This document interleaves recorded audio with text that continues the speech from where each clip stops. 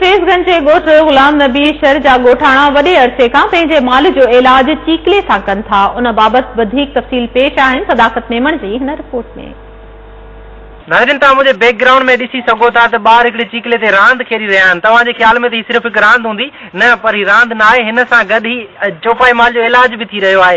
हितां जे मालबंदनि सां असां ॻाल्हि ॿोल कंदासीं त चौपाई माल जो हिन सां इलाज कहिड़ियुनि बीमारियुनि जो इलाज थिए थो ऐं इहो इलाज कीअं थिए पियो थो, तव्हांजो छा कॉन्सेप्ट आहे ऐं केतिरे सालनि खां इहो कॉन्सेप्ट हलंदड़ आहे।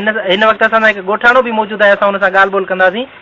ख़ादिम, तव्हां ही ॿुधाइजो थी जेकी ॿार रांदि खेॾी रहिया आहिनि चीकले ते, इहो छा कॉन्सेप्ट आहे ऐं केतिरे टाइम खां इहो कॉन्सेप्ट हलंदड़ आहे? जी बिल्कुलु, ही असांजे ॿारनि जी रांदि रूंद बि आहे। हिन सां ॿार रांदि खेॾी लुत्फ़ अंदोज़ थियनि था, पर उन सां गॾु असांजे वॾनि खां वठी असां जेतिरनि पीढ़ियुनि खां वठी माल सां लॻापियल रहिया आहियूं त असां इहो ॿुधंदा था अचूं त इन जे माल जे विच में हाणे असां इहो थींदो आहे त माल जी जेका तवजह आहे उहा हुन ॾे मुतवजह थिए थी ऐं ॿार जूं जेके माल जूं जेके बीमारियूं आहिनि उहे उन में ख़तमु थी थियूं वञनि। जहिड़ो की गोगे जी बीमारी आहे ऐं ॿी थींदी आहे मोहाड़ो जेको वात पचंदो आहे या पेरनि जे अंदरि पची पवंदा आहिनि जिथे जीत पइजी वेंदा आहिनि।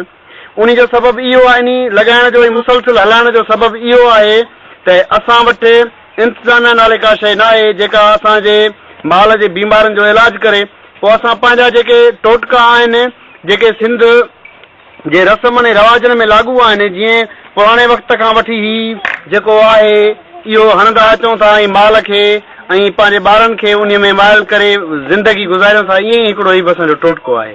अच्छा, हिन में ॿारनि जी केतिरी दिलचस्पी हूंदी आहे? जीअं ॾिसूं पिया ॿार रांदि खेॾनि पिया, ॻोठ जा समूरा ॿार हिते रांदि खेॾण ईंदा आहिनि, छा थींदो आहे, कीअं थींदो आहे, थोरी ज़रूरत ॿुधाइजो। जी बिल्कुलु, ही तमामु बहितर ॿारनि जे लाइ बि आहे। ॿारनि में पाण में मोहबत पैदा थी थिए, ॿारनि में पाण में ॿधी पैदा थी थिए। समूरे ॻोठ जा ॿार गॾिजी अची ॿ ॿार वेहनि था, वरी ॿ ॿार उन खे धिकनि था, वरी ॿिया ॿ ॿार वेहनि था, ईअं सॼो ॾींहुं हुननि जो बि टाइम गुज़रे थो ऐं हू पंहिंजी रांदि बि जारी रखनि था। ॿियूं रांदियूं जहिड़ियूं आहिनि उन्हनि ताईं असांजूं पहुचूं न आहिनि, उन करे ॿार इहा पंहिंजी रांदि जारी रखी ऐं पंहिंजो टाइम पास कंदा। असांजे वॾनि खां वठी असुलु आहे माल जो सोण कंदा आहियूं, असुल खां वठी बीमारी खां इन खां मोहाड़े खां इन सॼी ॻाल्हि खां असुल खां वठी आहे। इन ते ॿार ईंदा आहिनि, खेॾंदा आहिनि, छा थींदो आहे? खेॾंदा ॿार बि आहिनि, माल जो सोण बि आहे, सॼी ॻाल्हि इन ते आहे। इन सोण सां माना कहिड़ो माल खे फ़ाइदो थिए थो? इहो मोहाड़े जो फ़ाइदो थिए थो, ॿियो बीमारी थोरी घणी जो इहो थिए थो, गोगड़े जो बचाव थींदो आहे। ठीकु आहे। माल जे बीमारी माल में न पकड़ंदी आहे। जंहिं महिल आवाज़ कंदो आहे त उन्हनि जी बीमारी गरम बरम थी वेंदी आहे, न ईंदी आहे।